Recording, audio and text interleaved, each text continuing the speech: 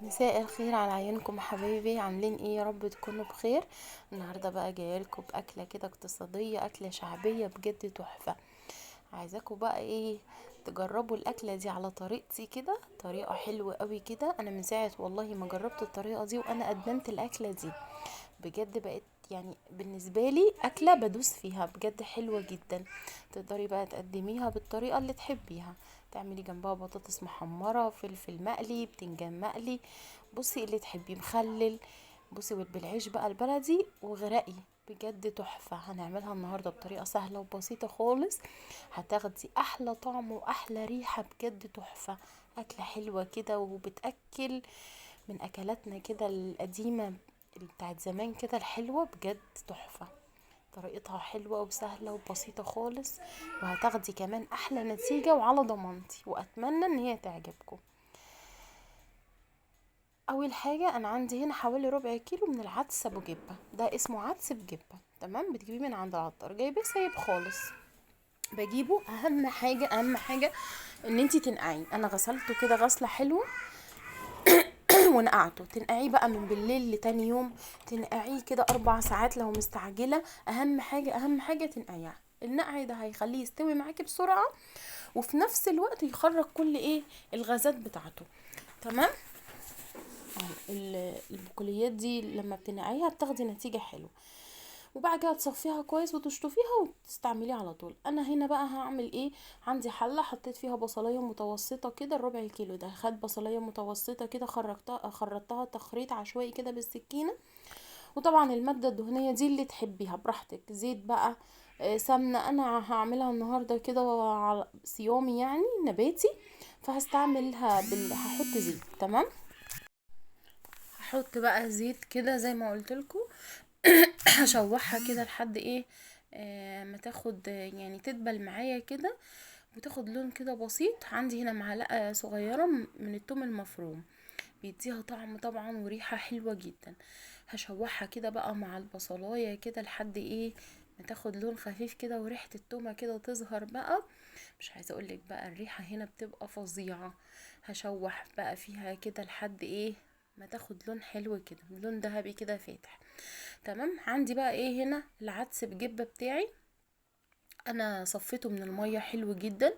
انا عملت الخطوه دي يعني من عندي، انا بحب اشوح كده العدس بجبه مع البصل والثوم. تمام. في ناس بتنزل بالصلصه على طول على البصل والثوم، بس جربي بقى تشوحي كده العدس بجبه مع البصل والثوم كده، وكله ياخد كده من طعم كله. بجد بتبقى يعني الخطوه دي حلوه جدا. هشوح كده العدس بقى مع البصل والثوم الاول اهو، كله كده يختلط ببعضه. وبعد كده هنزل بصلصة الطماطم بتاعتي. عندك صلصة جاهزة بقى حابة تحطي؟ انا حطيت هنا حوالي نص شفشق كده من الطماطم، ضربته كده في الخلاط وصفيته كويس. هنزل بقى بيه كده اهو. تمام. وهقلب بقى هنا. والله هتاكلي احلى طبق عدس بجبة في حياتك. طبعا في ناس كتير اكيد عارفين الطريقة دي، وفي ناس ما كانتش بتعمله بالصلصة، بس انا عايزاكم تجربوه بالصلصة، هيعجبكم جدا بجد والله هيعجبكم قوي. هنا هنحط التوابل. صلصة طبعا معلقة سكر صغيرة، هحط كمون معلقة برضو صغيرة من كل حاجة، فلفل اسود، وهحط مكعب مرقة خضار. انا عايزه اقول لكم ان انا بحب قوي مكعبات الخضار دي عن الفراخ واللحمه، بحس طعمها بيبقى حلو كده ظريف. تمام.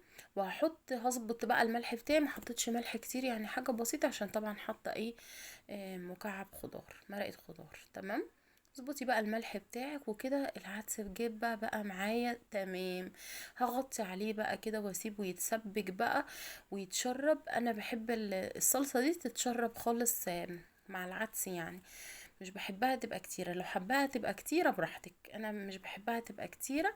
على اساس ايه بتتاكل كده بالعيش بقى بالمعلقة، بتبقى حلوة قوي.